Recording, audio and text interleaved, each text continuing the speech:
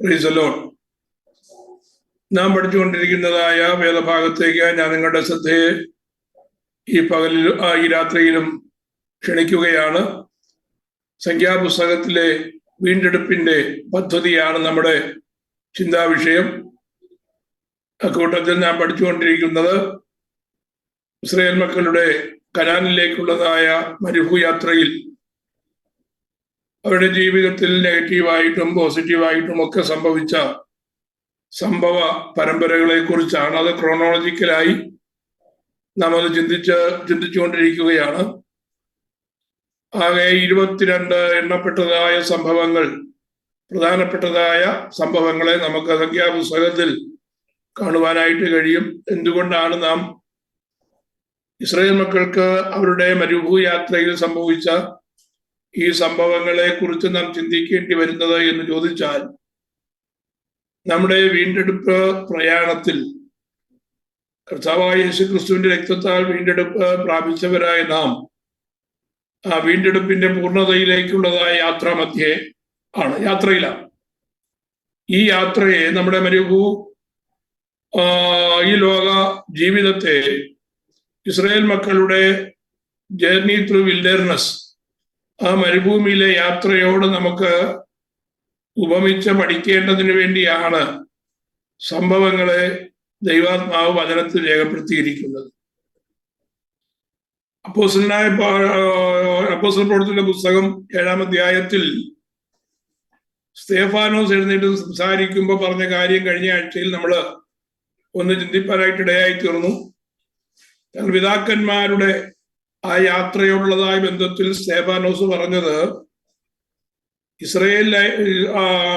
മരുഭൂമിയിലായിരുന്നതായ Israel ജനത്തെക്കുറിച്ച് Stephanos പറഞ്ഞത് അവർ മരുഭൂമിയിലെ സഭയെന്ന.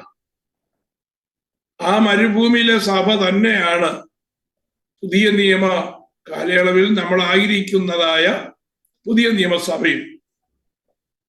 അവർ ലോകപ്രകാരമുള്ളതായ മരുഭൂയാത്രയിലാണെങ്കിൽ ആ മരുഭൂയാത്രയിൽ അവര് അനുഭവിച്ചതായ, അവർ നേരിട്ടതായ സംഭവങ്ങൾ അക്ഷരീകമായോ അടയാള രീതി, അത് സിംബോളിക്കലായോ അല്ലെങ്കിൽ ആലങ്കാരികമായോ നമ്മുടെ ജീവിതത്തിൽ ദൈനംദിന അനുഭവങ്ങൾ നമുക്ക് ഫേസ് ചെയ്യേണ്ടതായിട്ടുണ്ട്. നാം അത് ഫേസ് ചെയ്തുകൊണ്ടിരിക്കുകയാണ്. പലപ്പോഴും നാം അത് അറിയുന്നില്ല.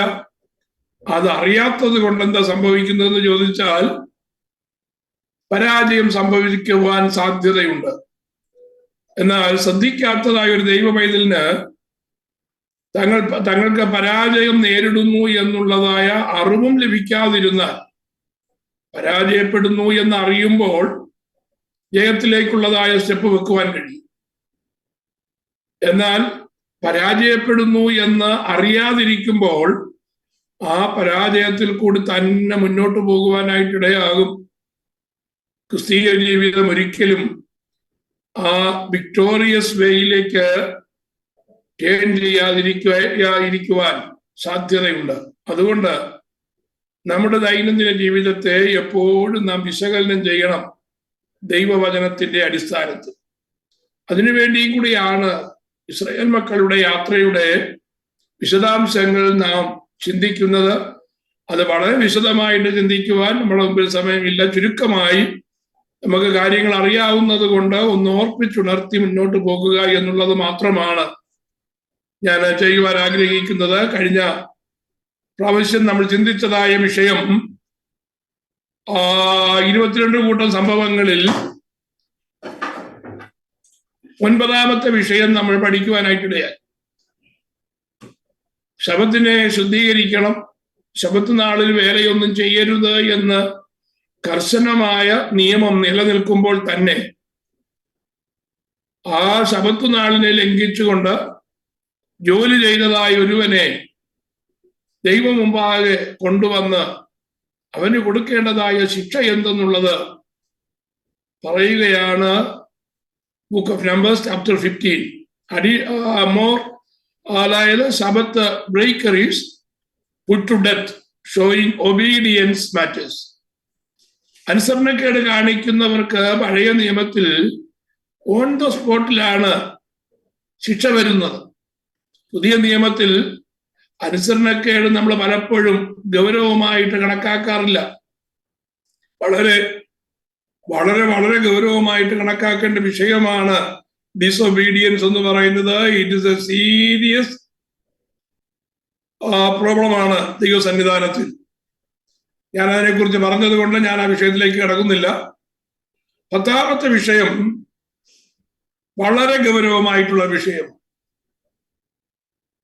ബുക്ക് ഓഫ് നമ്പേഴ്സ് ചാപ്റ്റർ 16 അത് എക്സ്പ്ലെയിൻ ചെയ്യുന്നത് വളരെ ഗൗരവമായിട്ടുള്ളതായ വിഷയമാണ്. എന്താ ചോദിച്ചു കഴിഞ്ഞാൽ കോരഹിന്റെ മത്സരം, റെബലിയൻ ഓഫ് കോരഹ്. കോരഹ് എന്ന് പറയുന്നത് ലേവ്യനാണ്, മോശയുടെ ചർച്ചക്കാരനാണ്. ആ മോശയുടെ ചർച്ചക്കാരനായതുകൊണ്ട് ലേവ്യ ഗോത്രക്കാരനായതുകൊണ്ട് തന്നെ സമാഗമന കൂടാരവുമായിട്ട് അഥവാ ദൈവത്തിന്റെ ആലയവുമായിട്ടുള്ളതായ ജോലിയിൽ അവർ വ്യാപൃതരാകേണ്ടവരാണ്. ഓരോരുത്തർക്കും ഓരോ കുടുംബത്തിനും ചെയ്യേണ്ടതായ ജോലി യഹോവയായ ദൈവം തന്നെ അവർക്ക് വിഭാഗിച്ചു കൊടുത്തിട്ടുണ്ട്. അതുകൊണ്ട് അവർക്ക് അവരുടേതായിട്ടുള്ള ഉത്തരവാദിത്വമുണ്ടെന്ന് ഓർക്കണം. പക്ഷേ ഈ കാര്യം അവരുടെ ജീവിതത്തിൽ ആ ഉത്തരവാദിത്വം നിലനിൽക്കുമ്പോൾ തന്നെ കോരഹ്, നാദാൻ, അബീര എന്ന് ഈ 3 പേർ എന്ത് ചെയ്തൊരു കൂട്ടം കൂടുകയാണ്. കൂട്ടം കൂടിയിട്ട് എന്താ സംഭവിച്ചത്? ഒരു ക്രമേണ മോശയ്ക്കും അഹരോനും എതിരായിട്ട് സംസാരിക്കുവാൻ ആരംഭിച്ചു. എന്താണ് അവരുടെ സംസാര വിഷയം? അവരുടെ സംസാര വിഷയം പുറമേ നിന്ന് കേട്ട് കഴിഞ്ഞാൽ ആത്മീയ വിഷയമാണ്. അവരുടെ കുടുംബകാര്യമല്ല, സമാഗമന കൂടാരത്തിൽ വരുന്നതായ സാമ്പത്തികം ഡിവൈഡ് ചെയ്യുന്ന വിഷയമല്ല, മെറ്റീരിയലിസ്റ്റിക് ആയിട്ടുള്ളതായ യാതൊരു വിഷയവുമല്ല അവരുടെ തർക്ക വിഷയം. അവരുടെ തർക്ക വിഷയം എന്താണെന്നറിയാമോ? ആലയത്തിലെ ശുശ്രൂഷയെ സംബന്ധിക്കുന്ന വിഷയമാണ്, ആത്മീയ വിഷയമാണ് അവരുടെ തർക്ക വിഷയം. അപ്പൊ പുറമേ നിന്ന് നോക്കുമ്പോ രൂബേൻ ഗോത്രം നോക്കിയാലും മനശ്ശെ ഗോത്രം നോക്കിയാലും യഹൂദ ഗോത്രം നോക്കിയാലും അവർക്ക് മനസ്സിലാക്കാൻ കഴിയുന്നത് ആത്മീയ വിഷയത്തെ കുറിച്ചുള്ളതായ ഒരു ഡിസ്പ്യൂട്ടാണ് അവിടെ. അതുകൊണ്ട് അതിനകത്ത് വലിയ കാര്യമില്ല. കോരഹ് പറയുന്നതും കാര്യമാണ്. അവരുടെ ആലയത്തിലെ ശുശ്രൂഷ, ധൂപം കാട്ടുന്ന ശുശ്രൂഷ, അല്ലെങ്കിൽ ആ ഗൗരവപരമായിട്ടിരിക്കുന്നതായ കാര്യങ്ങൾ ചെയ്യുവാൻ അവർക്കൂടെ അവസരം കൊടുക്കണമല്ലോ. അത് കോരഹ് പറയുന്നത് ന്യായമാണ്. കോരഹും നാദാനും അബീരാമും ഒക്കെ പറയുന്നത് ന്യായമാണ് എന്ന് പുറമേ നിന്ന് നോക്കുന്നവർക്ക് തോന്നുമാറ് ആലയത്തിനുള്ളിൽ വേല ചെയ്യേണ്ടതായ ആ വേലക്കാർ തമ്മിൽ എന്തു സംഭവിക്കുകയാണ്? വളരെ ശോചനീയമായ രീതിയിൽ ഡിസ്പ്യൂട്ട് നടക്കുകയാണ്. അവിടെ എന്താ സംഭവിച്ചതെന്ന് നമുക്കറിയാം. അവരുടെ തർക്ക വിഷയം ഇതാണ്. കോരഹ് പറയുകയാണ്, ആലയത്തിൽ ശുശ്രൂഷ ചെയ്യേണ്ടത് മോശ മാത്രമാണോ? മോശയെ മാത്രമേ ശുശ്രൂഷയ്ക്കായിട്ട് ഏൽപ്പിച്ചിട്ടുള്ളൂ? ഞങ്ങൾ ലേവ്യ ഗോത്രക്കാരല്ലേ? ഞങ്ങളും പൗരോഹിത്യ ശുശ്രൂഷ ചെയ്യേണ്ടവരല്ലേ? അതുകൊണ്ട് എന്തുകൊണ്ട് ഞങ്ങൾക്ക് ആ ശുശ്രൂഷ ചെയ്യുവാൻ കഴിയുന്നില്ല എന്ന് പറഞ്ഞ് കോരഹും കൂട്ടരും പിറുപിറുക്കുകയാണ്. ആ പിറുപിറുപ്പിന്റെ അന്ത്യം എന്താണെന്ന് നമുക്കറിയാം. ആ പിറുപിറുപ്പിന്റെ അന്ത്യം എന്ന് പറയുന്നത് വല്ലാത്ത രീതിയിൽ ദൈവസന്നിധിയിലേക്ക് വന്നതായ അവരെ ദൈവം ശിക്ഷിക്കുന്നത് നമുക്ക് കാണുവാനായിട്ട് കഴിയും. ശിക്ഷിക്കുമ്പോ എന്താ സംഭവിച്ചത്? മോശ പറയുകയാണ്, യഹോവയായ ദൈവമേ, സാധാരണക്കാർ മരിക്കുന്നത് പോലെ അവർ മരിക്കുകയാണെങ്കിൽ എനിക്കതിനകത്ത് ഞാൻ നിന്റെ ദാസനാണെന്നുള്ള കാര്യം അവർ മനസ്സിലാക്കുകയില്ല. അതുകൊണ്ട് ദൈവകൃപയിൽ ആശ്രയിച്ച മോശ പറയുകയാണ് മത്സരക്കാരോട്, സാധാരണ നിലയിൽ നിങ്ങൾ മരിച്ചാൽ, നിങ്ങൾക്ക് സംഭവിക്കുകയാണെങ്കിൽ ദൈവം എന്നെ വിളിച്ചിട്ടില്ല.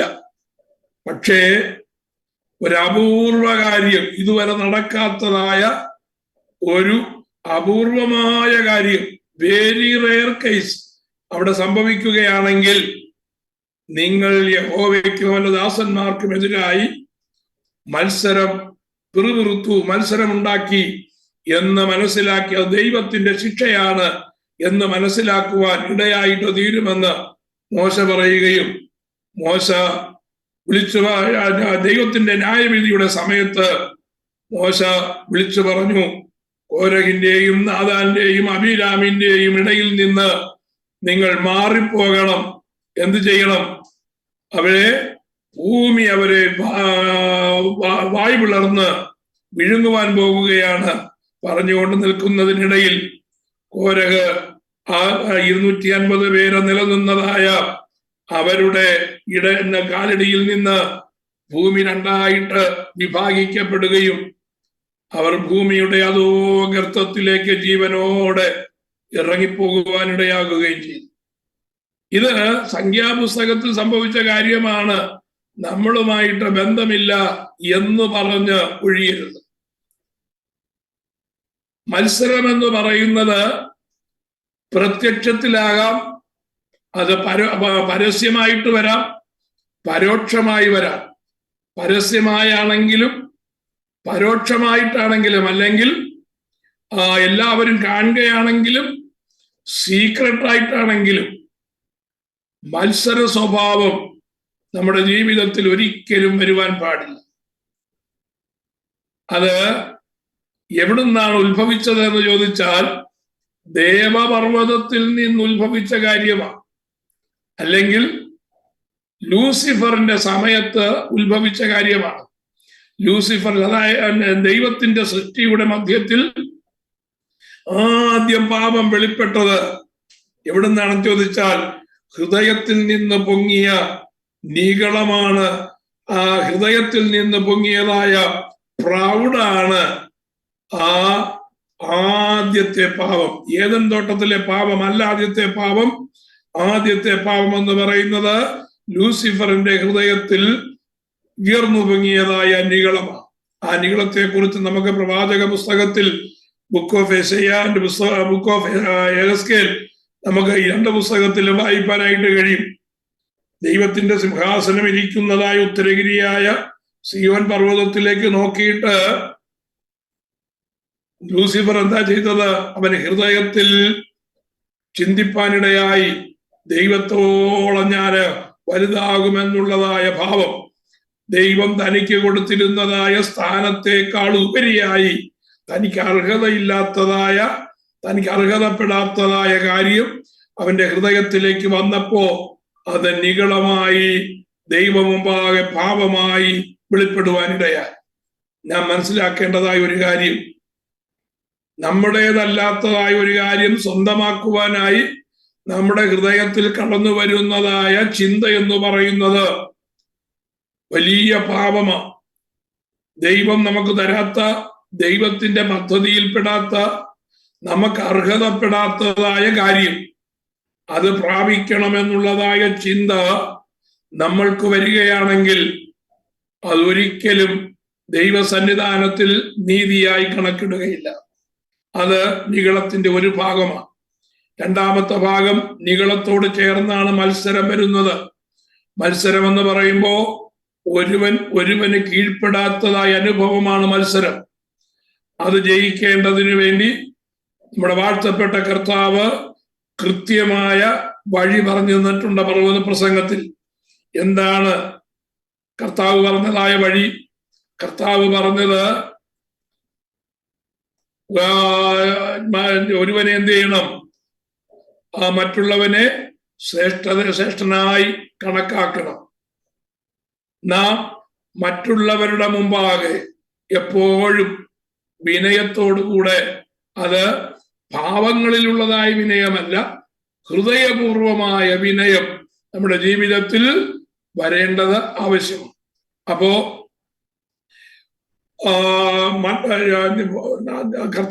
നമ്മുടെ വാഴ്ത്തപ്പെട്ട കർത്താവ് വളരെ വ്യക്തമായി പർവ്വത പ്രസംഗത്തിൽ അത് പറഞ്ഞിരുന്നു എന്ന് മാത്രമല്ല, തന്റെ 3.5 വർഷത്തെ ശുശ്രൂഷ കാലയളവിൽ തന്റെ ജീവിതം കൊണ്ട് അത് പഠിപ്പിക്കുവാനിടയായി.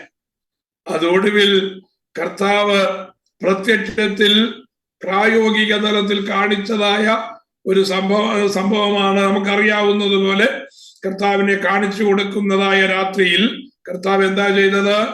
ആ പെസഹ ഒരുക്കുന്നതായ വേളയിൽ പെസഹയുടെ രണ്ടാമത്തെ ആ ചടങ്ങ് കഴിഞ്ഞ് കർത്താവിന്റെ മേശ സ്ഥാപിക്കുന്നതിന് തൊട്ടു മുമ്പ് കർത്താവ് അരയിൽ വസ്ത്രം ചുറ്റിക്കൊണ്ട് ഒരു ബേസിനിൽ വെള്ളമെടുത്ത് തന്റെ ശിഷ്യന്മാരുടെ കാലുകൾ ഓരോന്നോരോന്നായി കഴുകുവാൻ ആരംഭിച്ചു.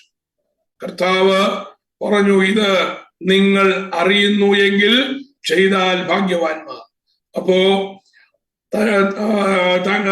താൻ വലിയവനായിരിക്കുന്നതായ എല്ലാവരും ഗുരുവെന്നും ശ്രേഷ്ഠനെന്നും ദൈവപുത്രനെന്നും കരുതിയിരിക്കുന്നതായ നമ്മുടെ വാഴ്ത്തപ്പെട്ട കർത്താവ് കേവലം തന്റെ ശിഷ്യന്മാരുടെ കാല് കഴുകുവാൻ കാണിച്ചതായ ആ മനോഭാവം നമ്മിൽ ഉണ്ടായിരിക്കണമെന്നാണ് കർത്താവ് നമ്മെ പഠിപ്പിച്ചത്.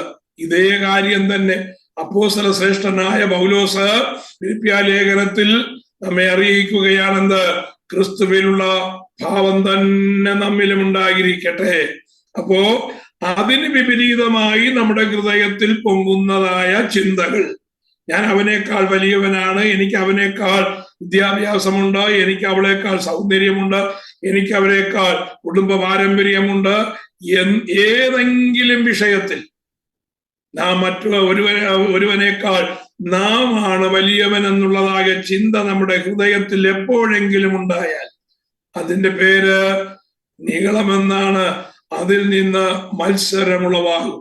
ഇനി മത്സര സ്വഭാവം ഉണ്ടാകുന്നതായ കാര്യം എന്തെന്ന് ചോദിച്ചാൽ, പറയുന്നത് അനുസരിക്കുവാൻ കഴിയാതെ വണ്ണം അനുസരണം അത് പ്രകടമാക്കുമെങ്കിലും ഹൃദയപൂർവം അനുസരിക്കാതിരിക്കുന്നത് മത്സര സ്വഭാവമാണ്.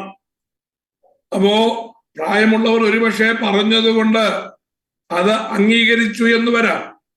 പക്ഷെ പ്രായോഗിക തലത്തിൽ അത് സമ്മതിക്കുവാൻ കഴിയാത്തതായ ഒരു മനസ്സാണ് എങ്കിൽ ആ ഹൃദയത്തിനകത്ത് ഒരു റെബലിയസ് സ്പിരിറ്റ് ഉണ്ട്.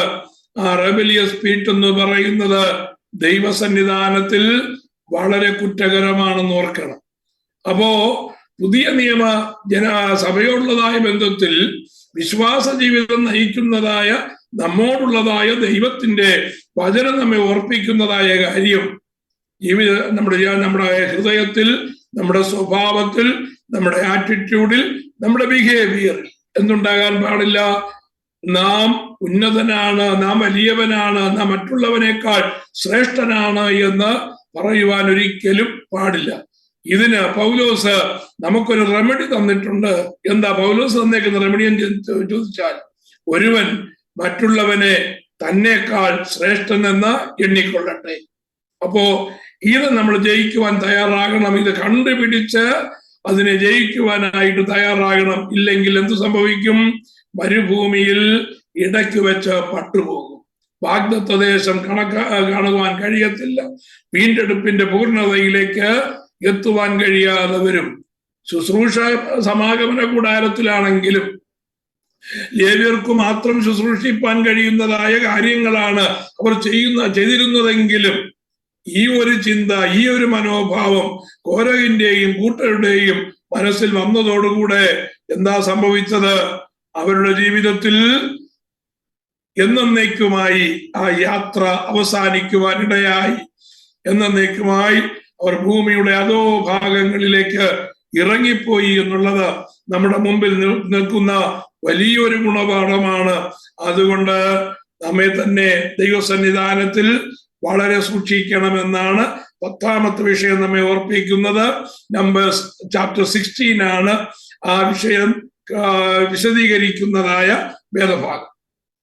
ഇനി നമ്മൾ 17ാമത്തെ ഭാഗത്തേക്ക് വരുമ്പോ 17ാമത്തെ ഭാഗത്തിൽ കോരഹിന് സംഭവിച്ചതായ വിഷയത്തിൽ മാനസാന്തരപ്പെടാത്തതായ ഒരു ജനമുണ്ടായി. അവര് വീണ്ടും മോശയ്ക്കും അഹരോനും എതിരായിട്ട് പിറുപിറുക്കുവാനായിട്ടിടയായി. അവരുടെ മനസ്സ് എന്ത് ചെയ്തില്ല? മോശയുമായിട്ട് അടുത്തു വന്നില്ല.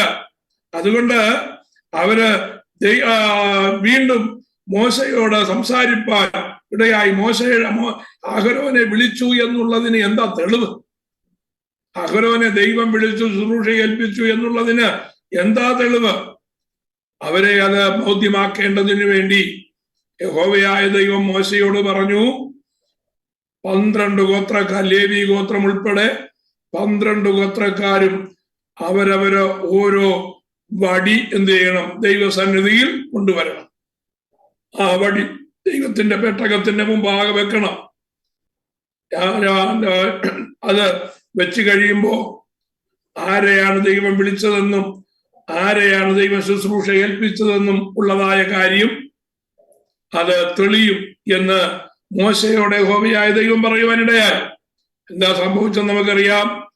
ഓരോ ഗോത്രത്തിന് ഓരോ വടി എന്നതുപോലെ 12 വടികൾ ദൈവത്തിന്റെ പെട്ടകത്തിന്റെ മുമ്പാകെ കൊണ്ടുവന്നു. ഒരു രാത്രി കഴിഞ്ഞു.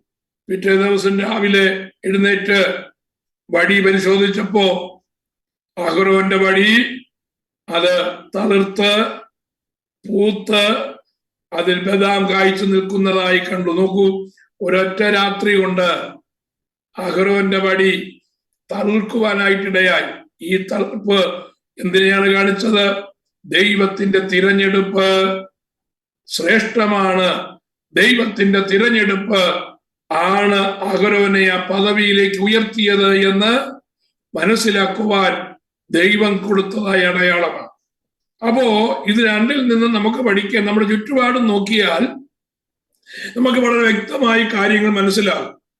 കർത്താവിന്റെ കാഹളത്തിങ്കൽ എടുക്കപ്പെടുവാൻ തയ്യാറായിരിക്കുന്നതായ ദൈവജനത്തെ ആ വീണ്ടെടുപ്പിന്റെ അനുഭവത്തിൽ എത്തിക്കാതിരിക്കേണ്ടതിന് പിശാച് കൊണ്ടുവരുന്നതായ വലിയ ഒരു തന്ത്രമാണ് എന്തെന്ന് പറയുന്നത്? ഈ മത്സരം എന്ന് പറയുന്നത്. മത്സരം ആഭിചാര ദോഷം പോലെയാണ്. ശാഠ്യം മിഥ്യാപൂജയും മത്സരം ആഭിചാര ദോഷം പോലെയുമാണ്. ആഭിചാര ദോഷത്തിന്റെ പ്രത്യേകത എന്ന് പറയുന്നത് അത് ഒരൊറ്റ സംഭവം കൊണ്ട് അവസാനിക്കത്തില്ല. ആഭിചാര ദോഷം ജീവിതത്തിന്റെ എല്ലാ തുറകളിലും കണ്ടിന്യൂസ് ആയിട്ട് അത് തലമുറകളെ വരെ ബാധിക്കത്തക്ക രീതിയിൽ അത് കണ്ടിന്യൂസ് ആയിട്ട് നിലനിൽക്കുന്നതായ ഒരു സാത്താന്യ ഉപരോധമാണ് ആ വിഷയം. ദൈവമക്കളെ സംബന്ധിച്ച് ആഭിചാരം ഫലിക്കുകയില്ല എന്നുള്ള കാര്യം വ്യക്തമായി നമ്മൾ ഓർത്തിരിക്കേണ്ടതും കൂടിയാണ്. അതുകൊണ്ട് ദൈവവചനം ശ്രദ്ധിച്ചുകൊണ്ടിരിക്കുന്നതായ പ്രിയപ്പെട്ടവരെ സംബന്ധിച്ച് ഞാൻ എത്ര തന്നെ ശക്തമായി ആഭിചാരത്തെ കുറിച്ച് പറഞ്ഞാലും അത് നമ്മെ ബാധിക്കുന്നതായ വിഷയമല്ല. കാരണം we are under the protection of the word of God. ദൈവവചനത്തിന്റെ ആ സംരക്ഷണയിൽ നാം ആയിരിക്കുന്നിടത്തോളം അത് നമ്മെ ഒരിക്കലും ബാധിക്കുകയില്ല. അപ്പോ മനസ്സിലാക്കേണ്ടതായ ഒരു കാര്യം, ഈ മത്സരം എന്ന് പറയുന്നത് ആഭിചാര ദോഷം പോലെയാണ്. മത്സരം വന്നു കഴിഞ്ഞാൽ മത്സരിക്കുകയാണ് എന്ന് തോന്നാത്ത രീതിയിൽ അത് അദൃശ്യ മണ്ഡലം നമ്മുടെ മേൽ ചെലുത്തുന്നതായ ഒരു വല്ലാത്ത ദുർവ്യാപാരമാണ്. അതുകൊണ്ടാണ് സഭാതലങ്ങളിൽ നാം കാണുന്നത്. സഭാതലങ്ങളിൽ കാണുന്നതായ കാര്യം നമ്മള് കണ്ണു തുറന്നു നോക്കിയാൽ നമ്മൾ ഉൾപ്പെട്ട് നിൽക്കുന്നതായ സഭാന്തരീക്ഷത്തിൽ തന്നെ നമുക്ക് കാണുവാൻ കഴിയും. ഉൾപ്പെടുന്ന സഭ എന്ന് പറയാൻ പറ്റത്തില്ല, സംഘടനയിൽ കാണുവാൻ കഴിയും. തലപ്പത്തിരിക്കുന്നവർ സ്ഥാനമാനങ്ങൾക്ക് വേണ്ടി തമ്മിൽ മത്സരിക്കുന്നത്. ഇതാരാണ് ശരി ആരാണ് തെറ്റ് എന്ന് നമുക്ക് വിവേചിക്കുവാനായിട്ട് കഴിയത്തില്ല. മത്സരം അവരാണെങ്കിലും എവരാണെങ്കിലും രണ്ടുപേരിലും ഉണ്ടെങ്കിലും മത്സരം തന്നെയാണ്. മത്സരികൾ ഒരിക്കലും ദൈവരാജ്യം അവകാശമാക്കുകയില്ല എന്ന് ദൈവവചനത്തിൽ വളരെ ക്ലിയറായി രേഖപ്പെടുത്തിയിരിക്കുക. ഞാൻ ശരിയാണെങ്കിലും ഞാൻ തെറ്റാണെങ്കിലും എന്നിലൊരു മത്സര സ്വഭാവമുണ്ടെങ്കിൽ, ഹാബിറ്റ് അല്ലെങ്കിൽ ഒരു ബിഹേവിയർ ഓഫ് റെബലിയസ് സ്പിരിറ്റ് ഉണ്ടെങ്കിൽ സ്വർഗരാജ്യ വീണ്ടെടുപ്പ് എന്നിൽ പൂർണ്ണമാകുകയില്ല എന്നുള്ള കാര്യം വളരെ കൃത്യമാണ്. അതിൽ യാതൊരു സംശയവുമില്ലാത്തതായ കാര്യമാണ്. നമ്മൾ ശ്രദ്ധിക്കേണ്ടതായ ഒരു കാര്യം, മരുഭൂയാത്രയിൽ ശ്രദ്ധിക്കേണ്ടതായ ഒരു കാര്യം, ആത്മീയ ശുശ്രൂഷ ചെയ്യുന്നതായ ചെറുതായാലും വലുതായാലും ഭക്തന്മാർക്കെതിരെ മത്സരം പാടില്ല. കാരണം ദൈവമാക്കിയതായ ശുശ്രൂഷകനും അവനിൽ എന്തെങ്കിലും കുഴപ്പമുണ്ടെങ്കിൽ, തെറ്റാകട്ടെ ശരിയാകട്ടെ, എന്താണെങ്കിലും ദൈവമേൽപ്പിച്ച ശുശ്രൂഷ ചെയ്യുന്നതായ വ്യക്തിയെ വിധിക്കുവാനോ അവനെ ചെറുതായി കാണുവാനോ അവനെ വിധിക്കുവാനോ ആർക്കും ദൈവം അധികാരം കൊടുത്തിട്ടില്ല. അത് ദൈവവചനത്തിന്റെ പ്രമാണമാണ്. എന്നാൽ ഡിസൈൻ ചെയ്യാനുള്ളതായ പവറ് നമ്മൾക്കുണ്ട്. ഡിസൈൻ ചെയ്താൽ, വിവേചിച്ച് തെറ്റാണെന്ന് മനസ്സിലാക്കിയാൽ എന്താ ചെയ്യുക? അകലം വിട്ട് മാറുക എന്നുള്ളതല്ലാതെ മത്സരിച്ച് തോൽപ്പിക്കാം, മത്സരിച്ച് ജയിക്കാം എന്നുള്ളതായ ഒരു ചിന്തയാണെങ്കിൽ അവിടെ വീഴുവാനായിട്ടിടയാകും. അതുകൊണ്ട് അതിൽ നിന്ന് രക്ഷ നേടുവാൻ പൗലോസ് പറഞ്ഞിരിക്കുന്നതായ പ്രിൻസിപ്പിൾ നമുക്ക് കൊരിന്ത്യ ലേഖനത്തിൽ കാണുവാനായിട്ട് കഴിയും. എന്താ പൗലോസ് പറഞ്ഞിരിക്കുന്നത്? സ്വർഗരാജ്യ നിമിത്തം കഷ്ടവും നഷ്ടവും സഹിക്കുവാൻ തയ്യാറാകണം. കർത്താവ് പറഞ്ഞ എന്താണ്? നിന്റെ പുതപ്പ് നിന്റെ പുതപ്പ് പിടിക്കുന്നവന് നിന്റെ ഉടുപ്പും കൂടെ വിട്ടുകൊടുക്കണമെന്നാണ് കർത്താവിന്റെ വചനം. അങ്ങനല്ലേ? പ്രൈസലോ. അപ്പോ നമുക്കെതിരെ ഒരു ആരോപണവുമായി വന്നു കഴിഞ്ഞാൽ, അല്ലെങ്കിൽ നമുക്കെതിരെ ഒരു മത്സരവുമായി വന്നു കഴിഞ്ഞാൽ അത് വിട്ടുകൊടുത്ത് മാറി നിൽക്കുക എന്നുള്ളതാണ് ദൈവവചനത്തിന്റെ പ്രമാണം. ഇതെനിക്ക് അവകാശപ്പെട്ടതാണെന്ന് പറഞ്ഞ് നാം അതിന്മേൽ ബലമായി പിടിമുറുക്കുക. നിയമം എന്റെ വശത്താണ്, ന്യായം എന്റെ വശത്താണ്, ഞാൻ കോടതിയിൽ പോയാൽ എനിക്ക് അത് അനുകൂലമായിരിക്കും വിധി വരുന്നത് എന്ന് വിചാരിച്ച് ആ വിഷയത്തോട് കടംപിടുത്തം നടത്തുവാൻ ഒരു ദൈവ പൈതലിന് വചനം പ്രമാണം കൊടുത്തിട്ടില്ല. ആ കഷ്ടം സഹിക്കുവാൻ തയ്യാറായില്ല എങ്കിൽ സ്വർഗരാജ്യം നഷ്ടപ്പെടുമെന്ന് തന്നെയാണ് ദൈവത്തിന്റെ വചനം നമ്മെ ഓർപ്പിക്കുന്നത്. അങ്ങനെ വരുമ്പോ നാം ചുറ്റുമുള്ളതായ കാര്യങ്ങളെ സ്പിരിച്വൽ കപ്പാസിറ്റിയിൽ കൂടെ, അല്ലെങ്കിൽ ആത്മീയ ദൃഷ്ടിയിൽ കൂടെ നോക്കി മനസ്സിലാക്കി നാം ചെയ്യേണ്ടത് എന്താണ് എന്ന് വചനപ്രകാരം ചെയ്യുവാൻ നമുക്ക് നമ്മെ തന്നെ ഏൽപ്പിച്ചു കൊടുക്കാം. ദൈവം സഹായിക്കട്ടെ. അഹരോന്റെ വടി, തളിർത്ത വടി, അത് ആ പെട്ടകത്തിൽ സ്ഥിരമായി വെക്കുവാൻ നൽകിയതായ 3 വസ്തുക്കളിൽ ഒരു വസ്തുവായി നമുക്ക് കാണുവാനായിട്ട് കഴിയും. ഇനി നമുക്ക് 12ാമത്തെ വിഷയത്തിലേക്ക് വരാം. 12ാമത്തെ വിഷയം എന്ന് പറയുന്നത് duties of priest and the red heifer. 18-19 അധ്യായങ്ങളിലാണ് പൗരോഹിത്യവും ആ പ്രത്യേകമായ ലവണ നിയമവും നമുക്ക് അവിടെ കാണുവാൻ കഴിയും. ലവണ നിയമം എന്ന് പറഞ്ഞാൽ ഉപ്പു നിയമം, അതായത് ഒരു പ്രത്യേകമായ ഉടമ്പടിയ പുരോഹിതന്റെ ഉത്തരവാദിത്വവും അവകാശവും നമുക്കവിടെ കാണുവാനായിട്ട് കഴിയും. ദൈവീയ പ്രമാണത്തെ കുറിച്ചുള്ളതായ നിർദ്ദേശങ്ങൾ നമുക്കവിടെ കാണുവാൻ കഴിയും. പ്രീസ്ലി റെസ്പോൺസിബിലിറ്റീസ് അവിടെ നമുക്ക് ഡീറ്റെയിൽ ആയിട്ട് കാണുവാൻ കഴിയും. മാത്രമല്ല പ്രത്യേക തരത്തിലുള്ളതായ ശുദ്ധീകരണ നിയമവും നമുക്കവിടെ കാണുവാനായിട്ട് കഴിയും. ആലയത്തിന്റെ എല്ലാ ഉപകരണങ്ങളെയും സമയാസമയങ്ങളിൽ ശുദ്ധീകരണം നടത്തി അത് വിശുദ്ധീകരിക്കേണ്ടത് ആവശ്യമാണ്. ആ വിശുദ്ധീകരണത്തിന് ജലം ഉണ്ടാക്കേണ്ടതായ നിയമമാണ് 18-19 അധ്യായങ്ങളിൽ അത് പുരോഹിതന്മാർ വഹിക്കേണ്ടതായ ചുമതലകളുടെ ഗണത്തിൽപ്പെടുന്നതാണ്. അപ്പോ ദൈവസന്നിധാനത്തിൽ ശുശ്രൂഷയ്ക്കായി നിയോഗിക്കപ്പെട്ടിരിക്കുന്നവർ, പുതിയ നിയമത്തിൽ നമ്മൾ എല്ലാവരും പുരോഹിത വർഗമാണ് കേട്ടോ. അപ്പോ ഇത് പാസ്റ്റർമാർക്ക് വേണ്ടി മാത്രമുള്ളതാണ് എന്ന് വിചാരിച്ച് നമ്മൾ അതിനെ ആ ഒരു കാറ്റഗറിയിലേക്ക് തിരിച്ചു കളയരുത്.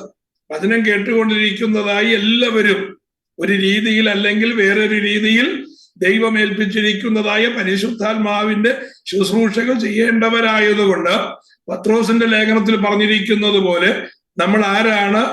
നാം നമ്മുടെ വാഴ്ത്തപ്പെട്ട കർത്താവിന്റെ പ്രത്യേക നിയോഗത്താൽ വേർതിരിക്കപ്പെട്ടതായ പുരോഹിത വർഗമാണ്. അങ്ങനെയെങ്കിൽ നമ്മെ ആക്കിയിരിക്കുന്നതായ ഇടത്ത് നാം ഏറ്റെടുക്കേണ്ടതായ ഉത്തരവാദിത്വമുണ്ട്. ആ ഉത്തരവാദിത്വത്തിൽ നിന്ന് നാം ഒരിക്കലും മാറിപ്പോകുവാൻ പാടില്ല. ഈ മരുഭൂയാത്ര അതിന്റെ വീണ്ടെടുപ്പിന്റെ പൂർണ്ണതയിലേക്ക് വരണമെങ്കിൽ നമ്മുടെ റെസ്പോൺസിബിലിറ്റിയെ കുറിച്ച് ബോധമുള്ളവരായിരിക്കണം. എന്നാൽ നമുക്ക് വരുന്ന ഒരു കുഴപ്പം എന്താന്ന് ചോദിച്ചാൽ, നാം റെസ്പോൺസിബിലിറ്റിയെ കുറിച്ച് മറന്നുപോകും. പകരം റെസ്പോൺസിബിലിറ്റിയുടെ സ്ഥാനത്ത് നാം അവകാശം പറയുവാനുള്ളതായ ഒരു പ്രവണതയാണ് പൊതുവിൽ നമുക്ക് കാണുവാൻ കഴിയുന്നത്. കുഞ്ഞുങ്ങളുടെ ഇടയ്ക്ക് നോക്കിയാലും ഇതെന്റെ അവകാശമാണെന്ന് പറഞ്ഞുകൊണ്ട് കുഞ്ഞുങ്ങൾ എന്ത് ചെയ്യും? മാതാപിതാക്കൾക്ക് അല്ലെങ്കിൽ സ്കൂളിൽ അല്ലെങ്കിൽ തന്റെ എൽഡേഴ്സിനെതിരെ നിൽക്കുന്നത് കാണുവാനായിട്ട് കഴിയും. ജീവിതത്തിന്റെ ഏത് തുറയിൽ ഇരിക്കുന്നവരാണെങ്കിലും, ഔദ്യോഗിക തലങ്ങളിൽ ഇരിക്കുന്നവരാണെങ്കിലും അവകാശത്തിന് വേണ്ടി സമരം ചെയ്യുവാൻ യാതൊരു മടിയുമില്ല. സഭാമധ്യത്തിലാണെങ്കിലും അതെന്റെ അവകാശമാണെന്ന് പറഞ്ഞുകൊണ്ട് അവകാശത്തിന് വേണ്ടി കൈചുരുട്ടുവാൻ യാതൊരു മടിയുമില്ല. അപ്പൊ ലോകം മുഴുവനും അവകാശത്തിന് വേണ്ടിയാണ് ബാധിക്കുന്നത്. ദൈവ പൈതൽ ശ്രദ്ധിക്കേണ്ടത് അവന് ഭൂമിയിൽ ഒരു അവകാശവും ദൈവം കൊടുത്തിട്ടില്ല എന്നുള്ളതാണ്. പഴയ നിയമത്തിൽ കൊടുത്തിരിക്കുന്ന അനുഗ്രഹം ഭൂമിയുടെ മെറ്റീരിയലിസ്റ്റിക് ബ്ലെസ്സിങ്സ് ആണെങ്കിൽ ആ കൊടുത്തിരിക്കുന്ന അനുഗ്രഹത്തിനുള്ള വാക്കല്ല പുതിയ നിയമത്തിൽ ഉപയോഗിച്ചിരിക്കുന്നതായ അനുഗ്രഹത്തിന്റെ പദം. പുതിയ നിയമത്തിലുള്ള അനുഗ്രഹത്തിന് പകരം പുതിയ നിയമത്തിൽ മെറ്റീരിയലിസ്റ്റിക് ആയിട്ടുള്ളതായ യാതൊരു അനുഗ്രഹവും പറഞ്ഞിട്ടില്ല. അതിന് കാരണം എന്താണെന്നറിയാമോ? ഇത് സകലതും തീക്കായി സൂക്ഷിച്ചു വെച്ചിരിക്കുന്ന വേസ്റ്റ് ആണെന്നാണ് ദൈവത്തിന്റെ വചനം പറയുന്നത്. പൗലോസ് പറയുന്നത് ഇതെല്ലാം ചപ്പും ചവറും എന്ന് എണ്ണുവാനുള്ള കാഴ്ചപ്പാട് പൗലോസിന് കിട്ടിയത് രണ്ട് രീതിയിലാണ്. ഒന്ന്, പൗലോസിന് അവകാശപ്പെട്ടിരിക്കുന്ന ദൈവം കൊടുക്കാമെന്ന് പറഞ്ഞതായ സ്വർഗീയ നിക്ഷേപങ്ങൾ പൗലോസ് അത് വെളിപ്പാടിൽ കാണുവാനിടയായി. പൗലോസിന് സ്വർഗീയ അവകാശങ്ങളെ കുറിച്ച്, സ്വർഗീയ പ്രതിഫലത്തെ കുറിച്ച് വ്യക്തമായ ഒരു കാഴ്ചപ്പാട് പൗലോസിനുണ്ടായിരുന്നു. അതുമായിട്ട് പൗലോസ് ഈ ലോകത്തെ ഒന്ന് കമ്പയർ ചെയ്തപ്പോ പൗലോസിന് ലഭിക്കേണ്ടിയിരുന്നതായ പദവികൾ, പൗലോസിന് ലഭിക്കേണ്ടിയിരുന്നതായ ഉന്നതമായ അനുഭവങ്ങൾ, അവന്റെ കൈവശമുള്ളതായ വിദ്യാഭ്യാസ യോഗ്യത എല്ലാം എന്തായിട്ട് അവന് തോന്നി? ചപ്പെന്നും ചവറെന്നും അവന് തോന്നി. ചപ്പും ചവറും ഒക്കെ നമ്മൾ എന്താ ചെയ്യുക? അതാരും എടുത്ത് മടക്കി സൂക്ഷിച്ച് ഷോക്കേസിൽ വെക്കാറില്ല. ചപ്പും ചവറുമെന്നും ആരും എടുത്ത് മടക്കി സൂക്ഷിച്ച് ബെഡ്റൂമിൽ കൊണ്ടുവെക്കാറില്ല. ചപ്പും ചവറും കണ്ടാൽ അത് ചുരുട്ടി കൂട്ടി വേസ്റ്റ് ബോക്സിലിട്ട് ഒടുവിലത് കത്തിച്ച് കളയുവാനായിട്ട് വെക്കത്തേ ഉള്ളൂ. അപ്പൊ പൗലോസ് കണ്ടതായ ഈ ലോകത്തിലെ കാര്യങ്ങൾ സകലതും ചപ്പന്നും ചവറൊന്നും അവന് കാണുവാൻ കാരണം ഇതെല്ലാം തീക്കായി സൂക്ഷിച്ചു വെച്ചിരിക്കുകയാണെന്ന് പൗലോസിന് മനസ്സിലായി. അപ്പോസ്തലനായ പത്രോസ് എന്താ പറഞ്ഞത്? ഒടുവിൽ ഭൂമിയുള്ളതായ സകലതും മൂലപദാർത്ഥങ്ങളെല്ലാം എന്ത് ചെയ്യും? കത്തി അഴിയുമെന്നാ പറഞ്ഞിരിക്കുന്നത്. ഒന്നും ശേഷിക്കത്തില്ല, എല്ലാം തീക്കായി സൂക്ഷിച്ചിരിക്കുകയാണ്. തീക്കായി സൂക്ഷിച്ചിരിക്കുന്നതായ ഈ ഭൂമി തീ കൊണ്ട് വെന്ത് അഴിഞ്ഞു കഴിയുമ്പോ ഭൂമിയും ആകാശവും ഓടിപ്പോകുന്ന ഒരു കാഴ്ച, ഇല്ലാതെയാകുന്ന ഒരു കാഴ്ച യോഹന്നാൻ അപ്പോസ്തലൻ കണ്ടത് വെളിപ്പാട് പുസ്തകം 20-ാം അധ്യായത്തിൽ നമുക്ക് കാണുവാൻ കഴിയും. അതിനുശേഷമാണ് എന്ത് ചെയ്യുന്നത്? പുതിയ ആകാശവും പുതിയ ഭൂമിയും ദൈവം ഉണ്ടാക്കിയതായിട്ടും അത് യോഹന്നാന്റെ ദൃഷ്ടിയിൽപ്പെടുന്നത്.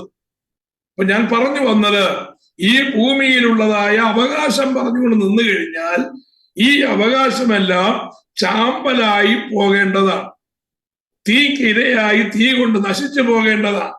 ഈ ഭൂമിയിൽ നമുക്ക് എന്തേ ഉള്ളൂ? നമുക്ക് തന്നിരിക്കുന്നത് റെസ്പോൺസിബിലിറ്റിയേ ഉള്ളൂ. ഓരോരുത്തരും ദൈവമക്കളുടെ കാര്യം മാത്രമല്ല, ഒന്ന് ശ്രദ്ധിച്ചു നോക്കിക്കേ. ഭരണാധികാരികൾ അവരെ ഏൽപ്പിച്ചിരിക്കുന്നതായ റെസ്പോൺസിബിലിറ്റീസ്, ഓരോ ഡിപ്പാർട്ട്മെന്റും അവരെ ഏൽപ്പിച്ചിരിക്കുന്നതായ റെസ്പോൺസിബിലിറ്റീസ്, അവരവരെ ഏൽപ്പിച്ചിരിക്കുന്ന ഉത്തരവാദിത്വങ്ങൾ വീഴ്ച കൂടാതെ ചെയ്യുവാൻ അധിക പ്രതിഫലേച്ഛ കൂടാതെ ചെയ്യുവാൻ ശ്രമിച്ചാൽ, താൻ വലിയവനാണെന്നുള്ളതായ ഭാവം കൂടാതെ ചെയ്യുവാൻ ശ്രമിച്ചാൽ, ആ ഉത്തരവാദിത്വങ്ങൾ ഫുൾഫില്ല് ചെയ്യുവാൻ എല്ലാവരും ശ്രമിക്കുകയാണെങ്കിൽ ഈ ലോകമെന്ന് പറയുന്നത് ശാന്തമായും സമാധാനപരമായും സുന്ദരമായും മുന്നോട്ട് പോകും. എന്നാൽ റെസ്പോൺസിബിലിറ്റിയിൽ നിന്നകന്ന്, ഉത്തരവാദിത്വത്തിൽ നിന്നകന്ന് അവകാശം പറഞ്ഞുകൊണ്ട് നിൽക്കുന്ന ആ ഒരു സാഹചര്യത്തിലേക്കാണ് മനുഷ്യൻ കടക്കുന്നത് എന്നതുകൊണ്ട് സമാധാനതയും ജീവിതത്തിന്റെ സ്വസ്ഥതയും നഷ്ടപ്പെട്ട് ജീവിതം വല്ലാത്ത കഷ്ടതയിലായി പോകുന്ന ഒരു അനുഭവമാണ്. ദൈവ പൈതലിന്റെ ജീവിതത്തിലെങ്കിലും ഭൂമിയിൽ അവകാശത്തിന് വേണ്ടി കൊടിപിടിക്കാതെ ഉത്തരവാദിത്വം നിറവോടെ ചെയ്യുവാൻ പൂർണ്ണമായി സമർപ്പിച്ചാൽ നമ്മുടെ ജീവിതത്തിൽ വരുവാനിരിക്കുന്നതായ നമ്മുടെ നിത്യതയിൽ നമുക്ക് ലഭിക്കുന്ന വലിയ അനുഗ്രഹത്തിന്റെ നിറവുണ്ട് എന്ന് നമ്മൾ മനസ്സിലാക്കണം. ഞാൻ പറഞ്ഞു വന്നത് ഡ്യൂട്ടീസ് ആൻഡ് റെസ്പോൺസിബിലിറ്റീസിനെ കുറിച്ചാണ്. ആലയത്തെ സംബന്ധിച്ച്, നമ്മുടെ കുടുംബത്തെ സംബന്ധിച്ച്, വ്യക്തിപരമായ ജീവിതത്തെ സംബന്ധിച്ച്, നമ്മുടെ സോഷ്യൽ ലൈഫിൽ എല്ലാ മണ്ഡലത്തിലും ഓരോ വ്യക്തിക്കുമുള്ളതായ റെസ്പോൺസിബിലിറ്റീസ് പരാതി കൂടാതെ കൂടാതെ ചെയ്യുവാൻ ശ്രമിച്ചാൽ ജീവിതം സമാധാനപരമായി സന്തോഷത്തോടുകൂടെ മുന്നോട്ട് പോകുവാൻ ഇടയായിട്ട് തീരും എന്ന് പറഞ്ഞുകൊണ്ട് ഞാൻ 12-ാമത്തെ വിഷയത്തിൽ നിന്ന് 13-ാമത്തെ വിഷയത്തിലേക്ക് വരികയാണ്. 13-ാം വിഷയത്തിൽ ഇസ്രായേൽ മക്കളുടെ ജീവിതത്തിൽ സംഭവിച്ചത് കഠിനമായ ദാഹം അവരുടെ ജീവിതത്തിൽ വന്നു. ആ കഠിനമായ ദാഹം അവരുടെ ജീവിതത്തിൽ വന്നു കഴിഞ്ഞപ്പോ ആദ്യമായി കാദേശിൽ വെച്ച് അവർക്ക് മാറായിൽ വെച്ച് കാദേശിൽ വെച്ച് പാറ പിളർന്നതിൽ നിന്ന് അവരുടെ കൂടാരത്തിന്റെ അടുക്കലേക്ക് ജലമൊഴുകുവാൻ ഇടയായി. അവരുടെ കുടിവെള്ള ക്ഷാമം അന്ന് പരിഹരിച്ചതാ. പക്ഷേ നാളുകൾ കഴിഞ്ഞപ്പോ വീണ്ടും അതേ പ്രതിസന്ധി ഉയർന്നു വന്നു കഴിഞ്ഞപ്പോ ജനം മോശയ്ക്കും അഹരോനും എതിരായി പിറുപിറുപ്പ് അവരുടെ ജീവിതത്തിൽ വന്നു. മോശയ്ക്ക് വല്ലാത്ത പ്രയാസം വന്നു. ആ പ്രയാസം ദേഷ്യമായി പരിണമിച്ചു. അത് അവിവേകമായി തീരുവാനായിട്ടിടയായി. മോശ എന്താ ചെയ്തത്? യഹോവയായ ദൈവത്തിന്റെ വാക്ക് ശ്രദ്ധിക്കാതെ 20-ാം അധ്യായത്തിൽ നമുക്ക് കാണുവാൻ കഴിയും. അവിടെ പാറയോട് കൽപ്പിക്കേണ്ടതിന് പകരം പാറയെ അടിക്കുവാൻ മുതിർന്നതായ മോശ ചെയ്ത ഒരു വലിയ തെറ്റാണ് ഈ 13-ാമത്തെ വിഷയമായി നമുക്ക് കാണുവാൻ കഴിയുന്നത്. അത് വിഷയത്തിന്റെ ഗൗരവം നമുക്കറിയാം, അതിന്റെ പശ്ചാത്തലം നമുക്കറിയാം. അതുകൊണ്ട് ഞാൻ ആ വിഷയത്തിന്റെ വിശദീകരണത്തിലേക്ക് കടക്കുന്നില്ല. നമ്മുടെ ജീവിതത്തിൽ അത് എങ്ങനെയാണ് റിഫ്ലക്ട് ചെയ്യുന്നതെന്ന് മാത്രം പറഞ്ഞ് ഞാൻ 14-ാമത്തെ വിഷയത്തിലേക്ക് കിടക്കാം. നമ്മുടെ വിഷയത്തിൽ കർത്താവ് നമ്മുടെ ജീവിതത്തിൽ ചെയ്തതായ ഉപകാരങ്ങൾ, നന്മകൾ ഒക്കെ നമ്മുടെ ഹൃദയത്തിലുണ്ട്. പ്രാർത്ഥനയ്ക്ക് വരുമ്പോഴും ആരാധനയ്ക്ക് വരുമ്പോഴും ഒക്കെ നമ്മുടെ ഹൃദയത്തിൽ ആ ചിന്തയുണ്ട്. പക്ഷേ നാം ഒരു പരീക്ഷണത്തിൽ കൂടെ കടന്നു പോകുമ്പോൾ, നമ്മളൊരു ശോധനയിൽ കൂടെ കടന്നു പോകുമ്പോൾ, ഒരു ഞെരുക്കത്തിൽ കൂടെ കടന്നു പോകുമ്പോൾ, അത്യാവശ്യ ഘട്ടത്തിൽ കൂടെ കടന്നു പോകുമ്പോൾ നാം ദൈവത്തോട് പ്രാർത്ഥിക്കും, കർത്താവേ, എന്റെ വിഷയത്തിന് ഇപ്പോൾ ഒരു മറുപടി വേണം, ഇന്ന രീതിയിൽ ഒരു മറുപടി വേണം, ഇന്ന സമയത്തൊരു മറുപടി വേണം എന്ന് പറഞ്ഞ് നാം ദൈവത്തിന്റെ സന്നിധാനത്തിൽ ദൈവത്തെ പലപ്പോഴും നാം അറിയാതെ പരീക്ഷിക്കുന്നവരായിത്തീരും. അപ്പോൾ എന്താ സംഭവിക്കുക? ദൈവം പറയുന്നത് ശ്രദ്ധയോടെ കേൾക്കുവാനോ ആ കേൾക്കുന്നതിനനുസരിച്ച് അനുസരണം കാണിക്കുവാനോ നമ്മൾക്ക് കഴിയാതെ വരും. മോശയോട് പറഞ്ഞത്, നീ ജനം കാണുക, മുമ്പ് പാറയെ അടിച്ചതായ വടിയുമെടുത്ത് നീ ചെല്ലുക കാദേശിൽ, ഞാൻ നിനക്ക് വേണ്ടി അവിടെ പാറയുടെ പുറത്ത് നിൽക്കും. നീ എന്ത് ചെയ്യണം? ജനം കാണുക, പാറയോട് കൽപ്പിക്കണം. പാറയോട് കൽപ്പിക്കാനേ പറഞ്ഞുള്ളൂ. ആ കൽപ്പിക്കുവാൻ പറഞ്ഞെടുത്ത് മോശ തന്റെ നിയന്ത്രണം വിട്ടു, ആ സെൽഫ് കൺട്രോൾ വിട്ടു. കോപം തന്റെ ഹൃദയത്തിലേക്ക് അടിഞ്ഞു കയറി. തന്റെ ഇന്ദ്രിയങ്ങളെ തനിക്ക് നിയന്ത്രിപ്പാൻ കഴിഞ്ഞില്ല.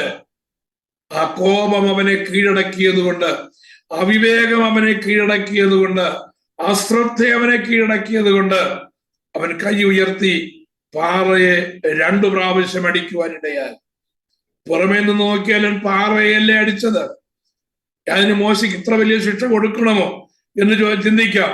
പക്ഷേ അതിൽ കൂടെ മോശ ചെയ്തത് വലിയൊരു അപരാധമാണ്. എന്താണ്?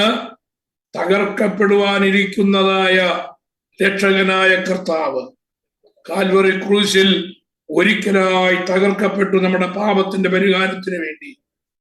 എന്നാൽ ആ പാപത്തിന്റെ പരിഹാരത്തിന് വേണ്ടി തകർക്കപ്പെട്ടതായ ക്രൂശിൽ ചൊരിഞ്ഞതായ കർത്താവായ യേശുക്രിസ്തുവിന്റെ ചങ്കിലെ ചോരയാൽ നമ്മുടെ പാപങ്ങൾ എന്നേക്കുമായി മോചിക്കപ്പെട്ടു.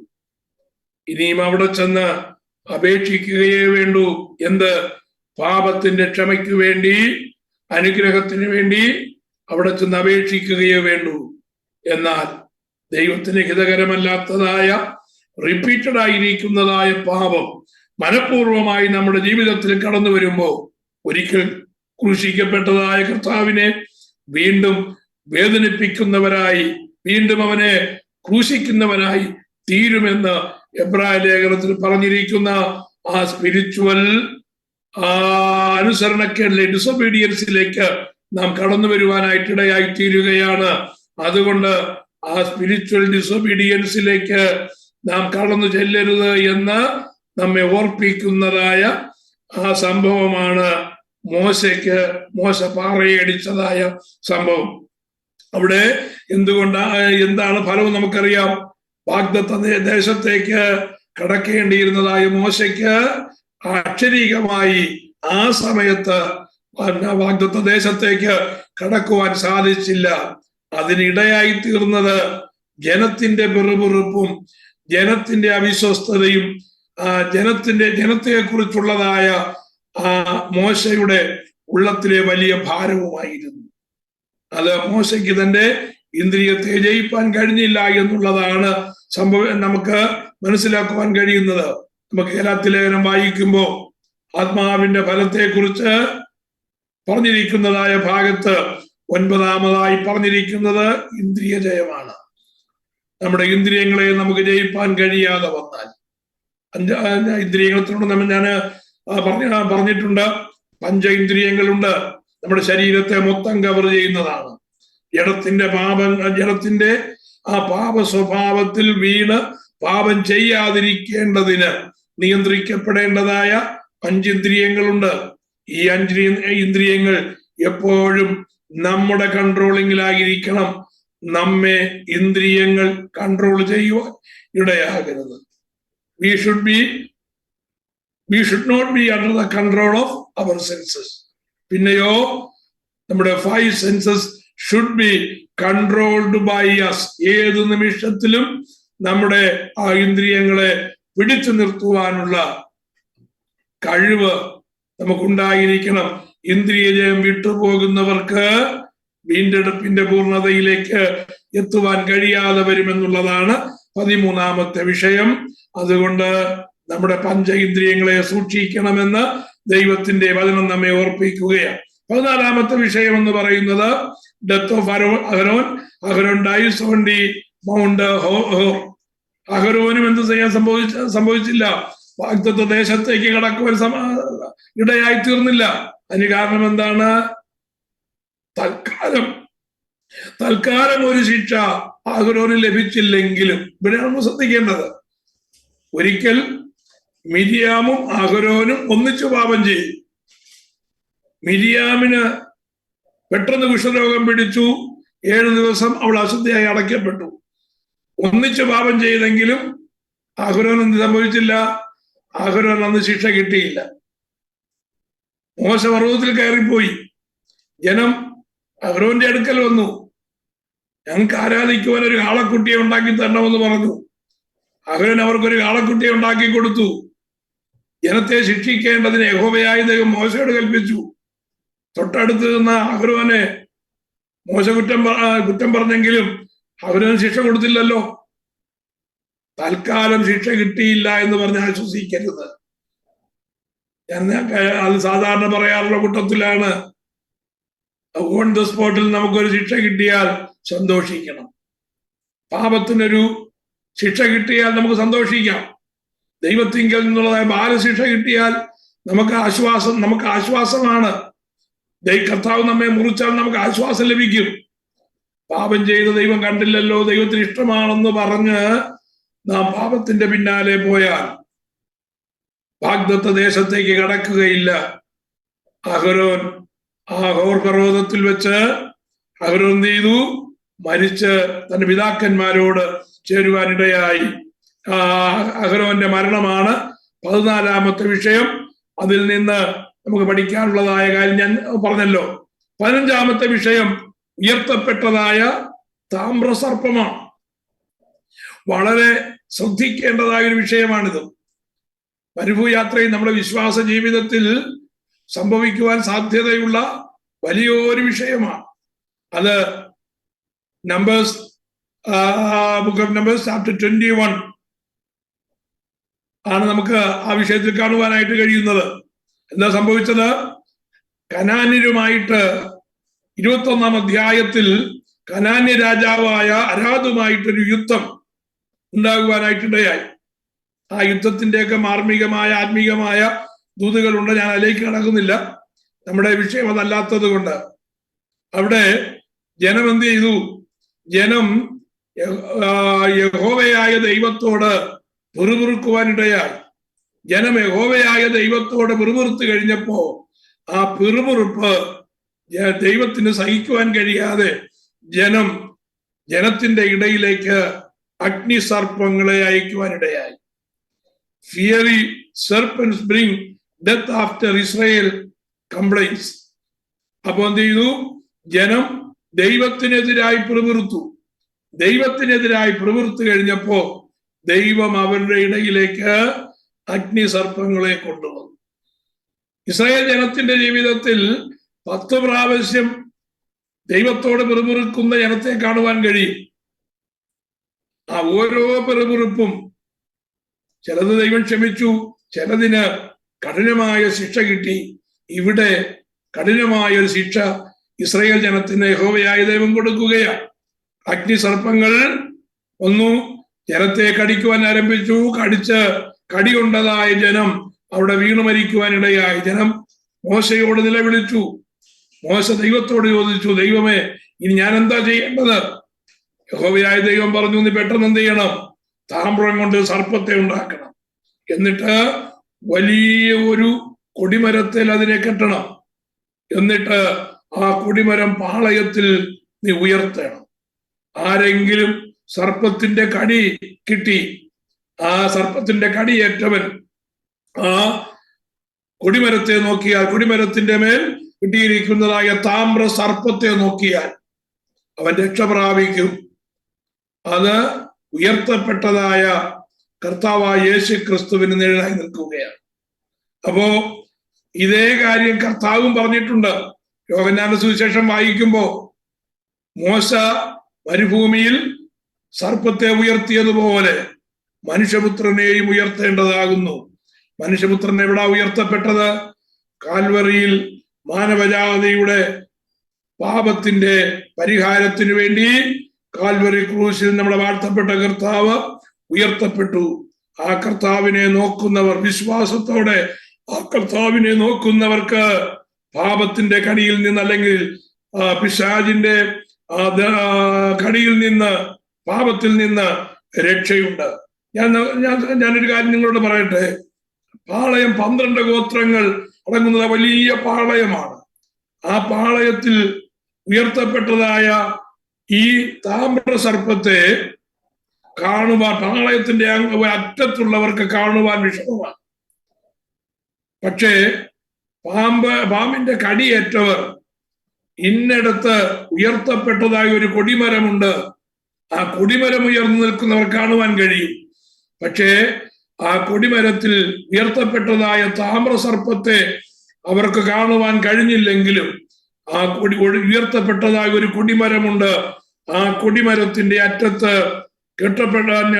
ഉയർത്തപ്പെട്ടതായ ഒരു താമ്ര സർപ്പവുമുണ്ട് എന്നുള്ളതായ വിശ്വാസത്തോടെ ആ കൊടിമരത്തിലേക്ക് നോക്കുന്നവർക്ക് പാമ്പിന്റെ കടിയിൽ നിന്ന് അഗ്നിസർപ്പത്തിന്റെ കടിയിൽ നിന്ന് രക്ഷ പ്രാപിപ്പാൻ കഴിയും. നമുക്കിപ്പോ അക്ഷരാർത്ഥത്തിൽ ക്രൂശിക്കപ്പെട്ടതായ കർത്താവിനെ കാണുവാൻ കഴിയുന്നില്ല. എന്നാൽ വിശ്വാസത്തിന്റെ കണ്ണുകളാൽ, വിശ്വാസ കണ്ണുകളാൽ 2000 വർഷങ്ങൾക്ക് മുമ്പ് കാൽവറിയുടെ മലയിൽ ഉയർത്തപ്പെട്ടതായ കർത്താവായ യേശുക്രിസ്തുവിനെ വിശ്വാസ കണ്ണുകളാൽ നോക്കിയത് കൊണ്ടാണ് ഞാൻ നിങ്ങളും ഒരുപോലെ രക്ഷപ്പെട്ട് കർത്താവിന്റെ സന്നിധാനത്തിൽ ദൈവമക്കൾ എന്നുള്ളതായ അവകാശത്തോടെ ആയിരിക്കുന്നത്. 14-ാമത്തെ വിഷയം എന്താണ്? ഉയർത്തപ്പെട്ടതായ താമ്രസർപ്പം. Praise the Lord. അപ്പോ ഈ മരുഭൂമിയിലെ ആ മരണഭയത്തിൽ നിന്ന് വിടുതൽ പ്രാപിപ്പാൻ കർത്താവായ യേശു ക്രിസ്തുവിനെ നോക്കുക എന്നുള്ളതാണ് 15-ാമത്തെ വിഷയത്തിൽ കൂടെ നമുക്ക് മനസ്സിലാക്കുവാനായിട്ട് കഴിയുന്നത്. 16-ാമത്തെ വിഷയത്തിലേക്ക് വരുമ്പോ 2 രാജാക്കന്മാരെ ജയിക്കുന്നതായ വിഷയമാണ്. തൽക്കാലം ഞാൻ ഈ 15-ാമത്തെ വിഷയത്തോടു കൂടെ ഇവിടെ നിർത്തുന്നു. കർത്താവ് നമ്മെ സഹായിക്കുമാറാകട്ടെ. മരുഭൂമിയിലെ 22 സംഭവങ്ങളിൽ ഓരോ സംഭവങ്ങളും വർത്തമാനകാലത്ത് നമ്മുടെ ജീവിതത്തിന്റെ അനുഭവത്തിൽ നിന്ന് നമുക്ക് മനസ്സിലാക്കുവാൻ കഴിയുന്നതാണ്. അത് കർത്താവ് നമുക്ക് വീണ്ടും നമ്മളെ അത് ഓർപ്പിക്കുമാറാകട്ടെ. അതനുസരിച്ച് നമ്മുടെ ജീവിതം വിജയകരമായി മുന്നോട്ട് കൊണ്ടുപോകുവാൻ ദൈവമായ കർത്താവ് നമ്മെ സഹായിക്കട്ടെ എന്ന് പറഞ്ഞ് ഇന്നത്തെ ക്ലാസ് അവസാനിപ്പിക്കുന്നു.